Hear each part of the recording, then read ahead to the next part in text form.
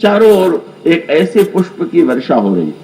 और उसके पश्चात गोस्वामी जी ने कहा, लता ओट तब सखिन लखाए। जो अभिन्न है उसको दूसरे दिखला रहे, दूसरे कह रहे हैं, सखियां कह रही इधर उधर कहां देख रही हैं, वो देखिए वो लता कुंज की आड़ में। यही मानो ईश्वर को जब चिंतित व्याकुल होकर के उत्कंठा युक्त होकर के हम अन्वेषण करते हैं तो पहले लगता है नहीं दिखाई दे रहा, और बाद में दिखाई तो दे रहा है पर कोई न कोई अंतराल है। लताओं का कोई अंतराल है और लता के अंतराल में वह ईश्वर, उसका बड़ा विस्तार है। उसका पूरी व्याख्या तो संकेत के रूप में है कि वृक्ष और लताओं के द्वारा मंडप जो है बन गया। वृक्ष है और उनमें लताएं लिपटी हुई हैं और लताओं के समूह से मंडप बन गया। मानो यहां पर भौतिक संदर्भों में एक विवाह तो भगवान श्री राम का तब होगा जब धनुष टूटेगा और श्री सीता जी उनके गले में जयमाल डालेंगी।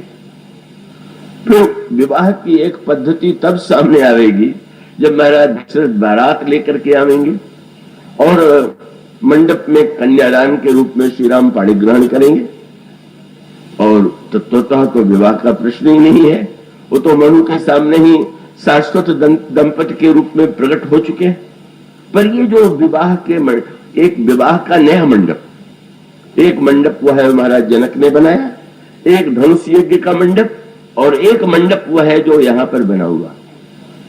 आप दो मंडप बना सकिए, आप में कैसी क्षमता हो, और वो कौन सी लताएं हैं, वो वृक्ष कौन से हैं कि जिससे लताओं से मिलकर के मंडप बनता है।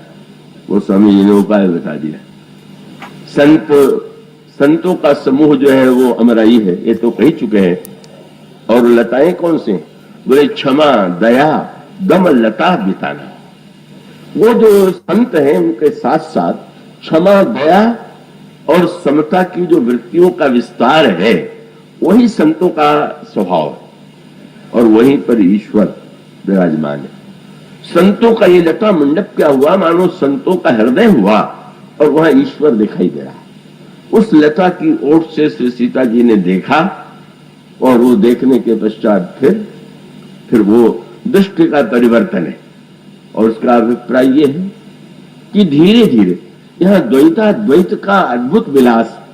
और गोस्वामी जी ने कहा अब बोले लोचन मग का, गोस्वामी जी ने उसके पहले भी अब संकेत किया कि देख रूप, जब देखा तो देखने के बाद लोचन ललचाने, नेत्र ललचा गए, पहले चकित हुए, फिर चिंतित हुए, फिर सत्व का उन्मेष हुआ और फिर नेत्रों में लोभ की भावना आ गई।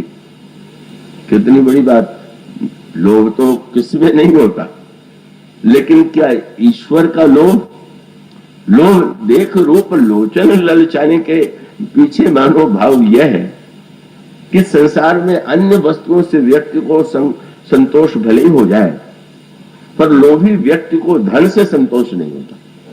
कभी किसी को नहीं लगेगा कि अब नहीं चाहिए। कहीं इसीलिए लोभ की वृत्ति जो है, इसके लिए कहा गया काम बात कफ लोभ अपारा।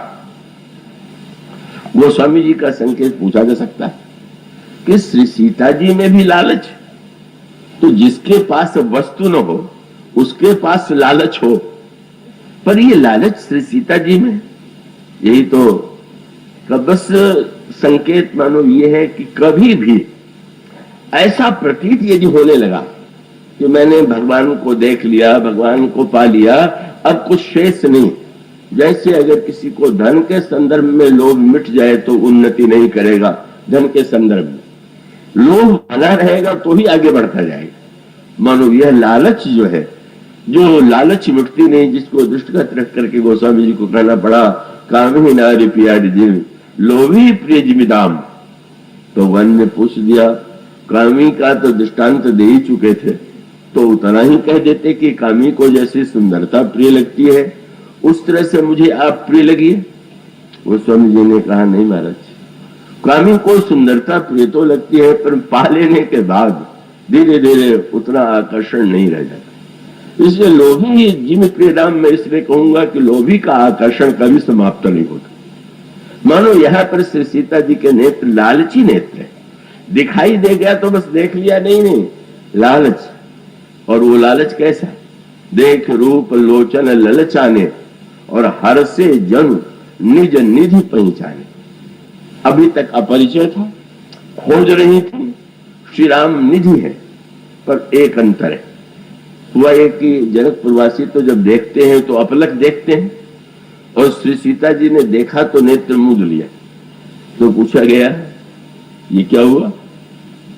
अन्य लोग नेत्र खोल करके देख रहे हैं तो सीता जी नेत्र मूंद करके क्यों देख रहे हैं? तो गोस्वामी जी ने कहा कि भाई भगवान राम तो निधि है, और जब भगवान राम निधि है तो कहीं निधि बाहर लुट रही तो लुटने के लिए लोग दौड़ पड़ेंगे। जब जनकपुर में श्री राम आए तब यही हुआ।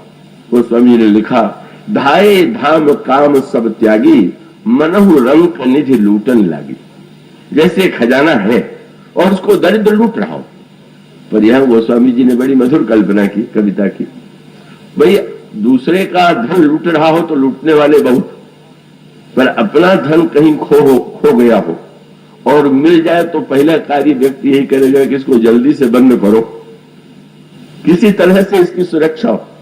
गोस्वामी जी ने इसीलिए सीता जी के संदर्भ में एक शब्द और बढ़ा दिया। श्री सीता जी ने निधि के रूप में ही राम को नहीं देखा, निज निधि। अन्य लोग को मानो दरिद्र के समान इस निधि को पाना चाहते हैं, पर ये जिनकी निज निधि है वह कौन है? तो सीता जी। और जब अपनी निधि मिल गई तो जो लोभी करता है वही उन्होंने किया।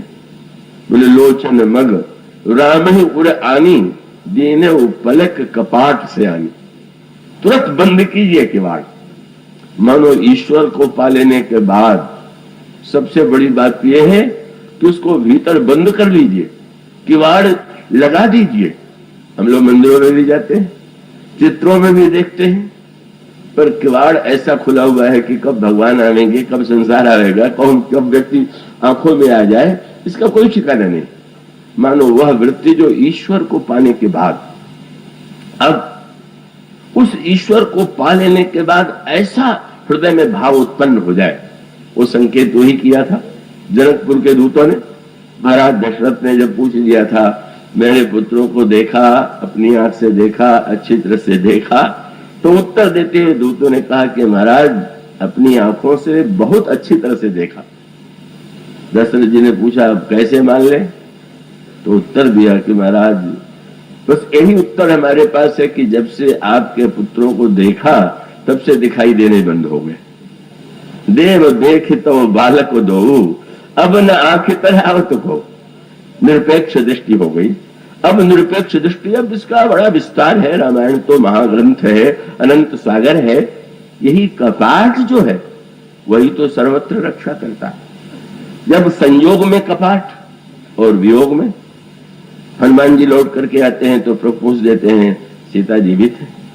कैसे जीवित? हनुमान जी ने कहा महाराज जैसे कोई वस्तु हो, असुरक्षित है पर पहरेदार और किवाड़ बंद हो, ताला बंद हो, तो वस्तु सुरक्षित ही रहेगी। इसी प्रकार से उन्होंने कहा वहां तो श्री सीता जी के प्राण पर रक्षक भी है, किवाड़ भी है और ताला भी है।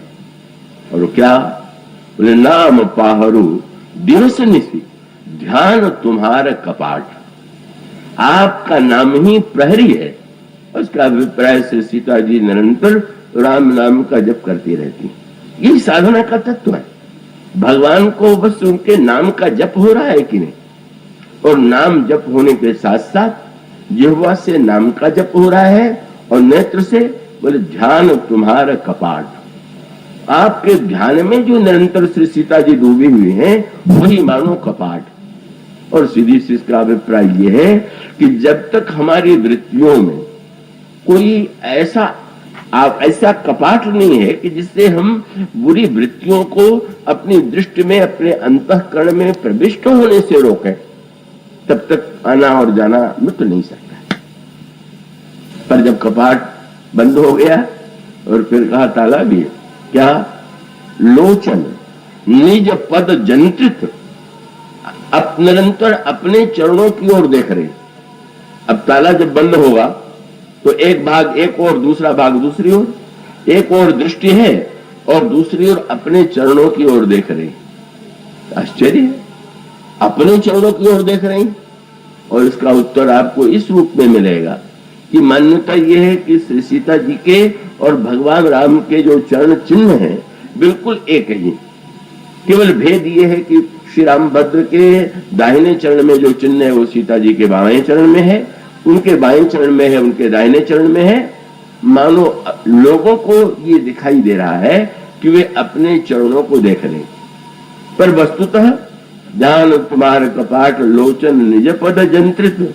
उलट के हनुमान जी ने प्रश्न पर उसे पूछ दिया, प्राण जाहि के बाट।